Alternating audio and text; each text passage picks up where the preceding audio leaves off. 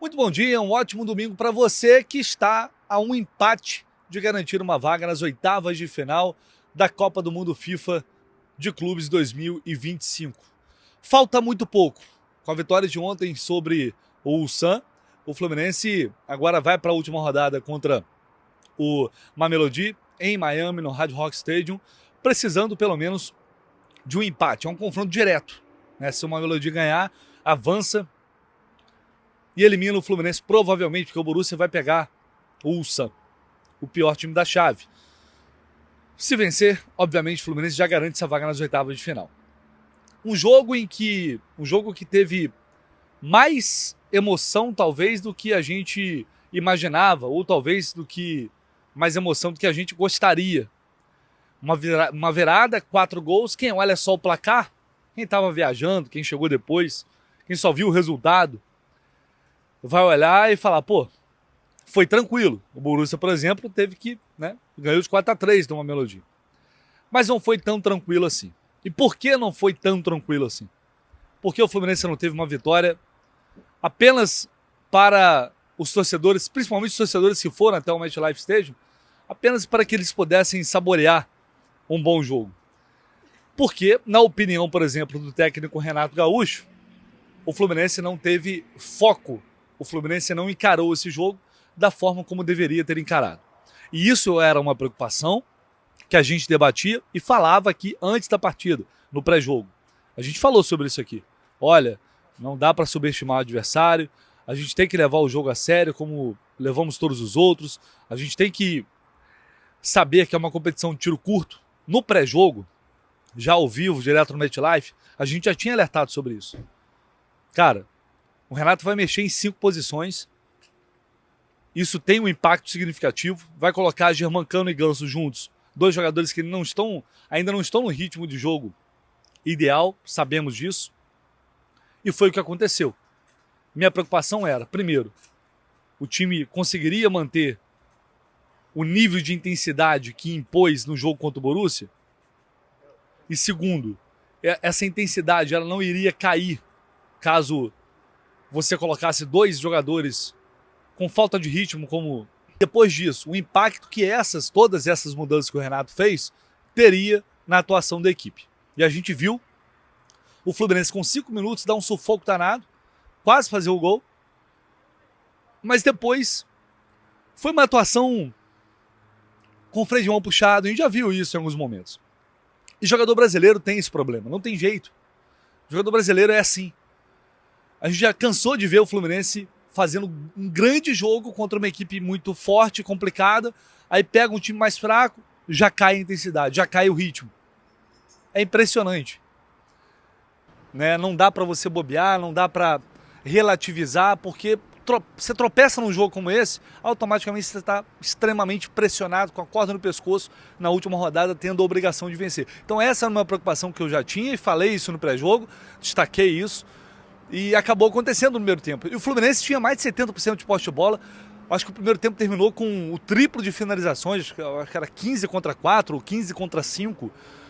O Fluminense tinha o domínio territorial do jogo, mas não conseguia criar oportunidades claras depois daquele momento inicial e do gol de falta do Ares. Um golaço maravilhoso desse jogador incrível e que temos o prazer de ter aqui. A cada jogo a gente pode falar isso. Temos o prazer de ter John Ares vestindo a camisa do Fluminense. Saiu o gol.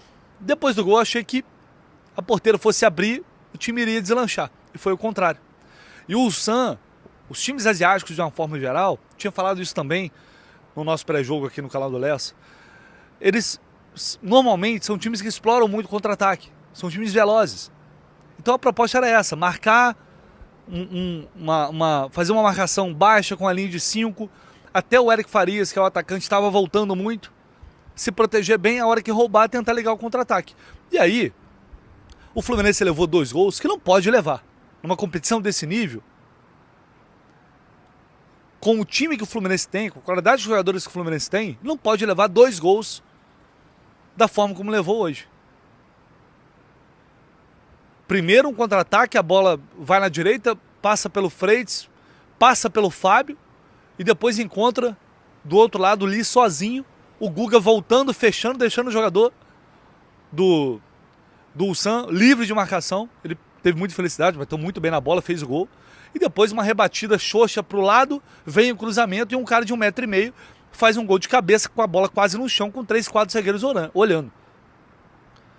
É inadmissível isso, e o próprio Renato falou na entrevista coletiva, eu vou trazer o trecho aqui, usando este termo.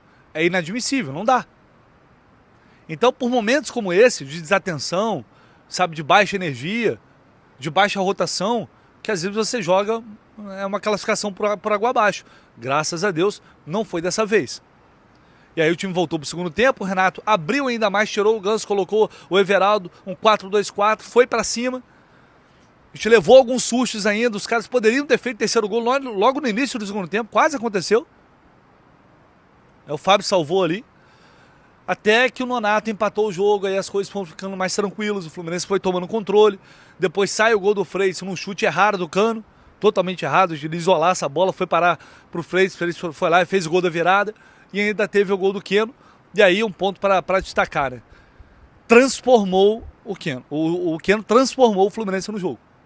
Tava muito tempo sem atuar, a gente, inclusive tava comentando com a galera ali de Fluminense, falando, pô, o que aconteceu com o Keno? Porque o Keno não joga.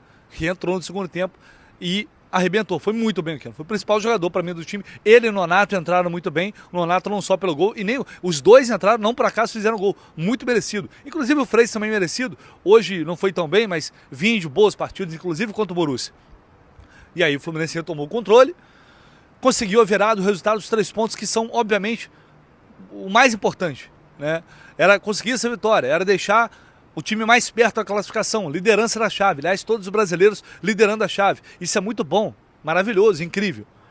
Mas tem que servir de exemplo mais uma vez, que não dá para relaxar numa competição como essa. Não dá, talvez, para arriscar como o Renato arriscou. Colocar o Ganso e o Cano para dar um pouco mais de ritmo, gestão de elenco, é até compreensível. Mas tirou os dois laterais.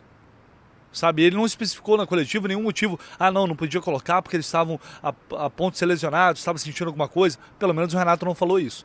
Aí eu acho que arriscar além da conta. Mas que bom que deu tudo certo. A gente, com essa vitória, com essa virada, né, diante de um time que assim, não muda a realidade. Né? O fato do Ulsan ter feito 2-1 não muda a realidade, que é uma equipe muito fraca. A gente viu, tecnicamente, tem suas limitações, mas são caras esforçados. E hoje o futebol é assim. Dentro daquilo que eles podiam fazer, eles tentaram. Ainda bem o Fluminense teve competência para sair desse momento difícil e virar o jogo, que é um ponto também que tem que ser valorizado, sem dúvida alguma. E aí eu vou trazer aqui a palavra do Ares e também do Renato Gaúcho, para vocês verem como eles foram enfáticos no sentido de dizer, olha, não pode acontecer dessa forma, a gente não pode dar esse mole, a gente não pode entrar para esse jogo de qualquer jeito, a gente tem que levar a sério todas as partidas. Eles falaram muito sobre isso. Bom, eu acho que a gente deixou de fazer muitas coisas que a gente combinou que tinha ser feito. Eu acho que no momento do jogo o Ulsan competiu muito mais que a gente, teve um pouco mais de vontade que nós e como se fala, a bola pune. Então eu acho que a gente pasó por un momento ruim, por un momento, como se falou, de desconcentración, de fallas nosas, y en esa clase de torneos, en esa clase de nivel de competencia, particularmente los erros son marcados con gol para a equipe adversária. Então eu acho que a gente sofreu na pele esas desconcentraciones, salimos atrás de un marcador y después tuvimos que correr atrás, después tuvimos que hacer un esfuerzo mayor. Eu acho que no segundo tempo a gente competiu melhor, a gente conseguiu ser superior e saiu recompensado com a vitória. Você não fica focado no trabalho, não falam todos, mas se um deixa de focar, 2 ou 3, as coisas vão acontecer. E às vezes você fica no caminho de uma competição, você sai de uma competição justamente por não ter o foco necessário.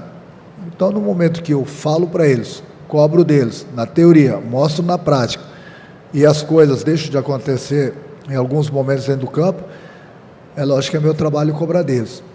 Nós cobrei, sim, firme, forte, voltamos com outra atitude e nós conseguimos o resultado, como falei, viramos o jogo e buscamos a vitória, que era o que interessava para a gente.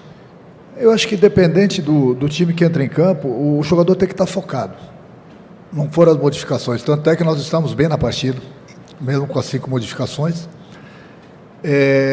Nós estávamos criando, fizemos o primeiro gol, e aí a gente deixou de ficar focado no trabalho. É isso que não pode acontecer.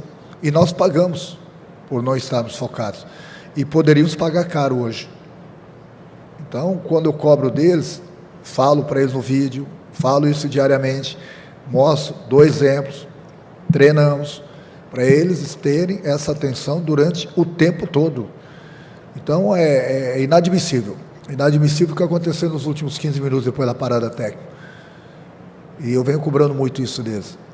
E tomamos a virada justamente por isso. Você tem que ficar focado no trabalho, ainda mais no futebol. As coisas em 10, 15, 20 segundos, eu mostro para eles, as coisas acontecem a favor e contra. E não ficamos focados e tomamos a virada. Aí você tem que ficar correndo atrás. Já é difícil fazer gol. Aí vem um sofrimento por parte dos torcedores. Aí vem o adversário fazendo cera. Aí começa a dar o desespero. Graças a Deus a gente virou o jogo hoje. Mas a cobrança vai continuar amanhã. Porque, como eu falei, né? Às vezes você não consegue a virada.